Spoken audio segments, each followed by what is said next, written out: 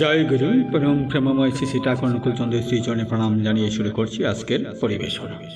শ্রদ্ধা দাদা মায়েরা, আজ আমরা এক অনন্য সত্যের মুখোমুখি দাঁড়িয়েছি। আমার সামনে থাকা কিংবা স্ক্রিনে আপনারা যে ছবিটি দেখছেন কেবল দুটি ফটোগ্রাফারের ক্লোজ নয়, এটি যুগ যুগান্তরে এক শাশ্বত সত্যের প্রতিফলন। উপরে আমরা দেখেছি ক্ষীরোৎসাহী শ্রী বিষ্ণু এবং মা লক্ষ্মীকে, আর নিচে আমাদের প্রাণপ্রিয় পরম দয়াল শ্রী শ্রী ঠাকুর অনুকূল চন্দ্র এবং পরমারাধ্যা জগৎ জননী শ্রী শ্রী বর্মা সুরসীবালা দেবীকে। অনেকেই প্রশ্ন করেন, কেন আমরা সৎসঙ্গীরা এই দুই রূপের মধ্যে অভেদ দেখি? কেন আমরা বলি যে সত্যযুগের সেই পরম পুরুষই কলিযুগে শ্রী শ্রী ঠাকুর অনুকূল চন্দ্র রূপে অবতীর্ণ হয়েছেন? আজ সেই পরম সত্যের আলোকবর্তিকা নিয়ে কিছু আলোচনা করব। শ্রদ্ধা দাদা মায়েরা, ধৈর্য ধরে ভিডিওটা দেখুন। আশা করি এই ভিডিও থেকে আপনি অনেক তথ্য পেয়ে যাবেন, আপনার অনেক প্রশ্নের উত্তর পেয়ে যাবেন। তাই বলে রাখি শ্রদ্ধা দাদা মায়েরা, যদি আপনি আমাদের চ্যানেলে নতুন হয়ে থাকুন অবশ্যই চ্যানেলটি সাবস্ক্রাইব করবেন, কিংবা পেজ থেকে দেখে থাকলে ফলো করবেন। আর চ্যানেলটিতে লাইক এবং কমেন্ট করে জানাতে ভুলবেন না আপনার কেমন লেগেছে বা আপনার কেমন অনুভূতি হলো। চলুন শুরু করি।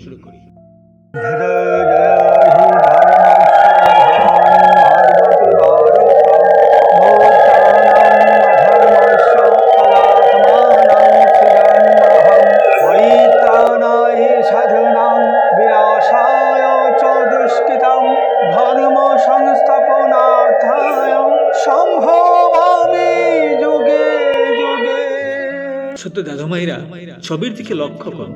শ্রী বিষ্ণুর সেই অনন্ত শয়ন আর আমাদের শ্রী শ্রী ঠাকুরের সেই হেলান দিয়ে বসার ভঙ্গি হুবহু এক।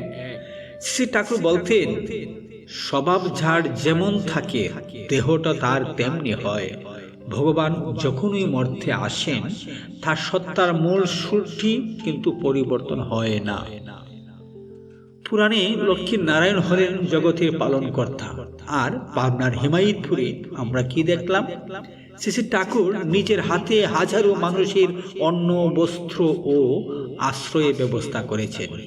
শ্রী বিষ্ণু যেমন সৃষ্টিকে রক্ষা করেন, ঠাকুরও তার সৎসঙ্গ এবং যাজন নীতির মাধ্যমে মানুষের অস্তিত্ব রক্ষার পথ দেখিয়েছেন। এই যে পালনের আদর্শ একটাই প্রমাণ করে, আধার বদলেছে কিন্তু আধারই সেই একই। মা লক্ষ্মী যেমন নারায়ণের সেবায় নিজেকে বিলীন করে দেন, আমাদের বর্মাও ঠিক তেমনি। শ্রী শ্রী ঠাকুর যখন গভীর ধ্যানে বা ভাব সমাধিতে থাকতেন, বড়মা ছায়ার মতো তাকে আগলে রাখতেন। মা লক্ষ্মী যেমন চঞ্চলা নন তেমনি তিনি স্থির, তেমনি বড়মার ধৈর্য, তার অতিথেয়তা এবং লক্ষ লক্ষ ভক্তের প্রতি তার মাতৃসুলভ মমতা প্রমাণ করে যে তিনি সেই লক্ষ্মী শক্তি যিনি দয়ালের সাথে মর্তে পদার্পণ করেছেন। তাদের বসার ভঙ্গি থেকে শুরু করে দৃষ্টির গভীরতা সবই এক অপার্থিব প্রশান্তির কথা বলে। শ্রদ্ধা মায়েরা, নন সৎসঙ্গী বন্ধুরা হয়তো শুধু বাহ্যিক সাদৃশ্য দেখেন, কিন্তু আমি বলবো আপনারা তার নীতিগুলো একবার দেখুন, শুনুন, বুঝুন।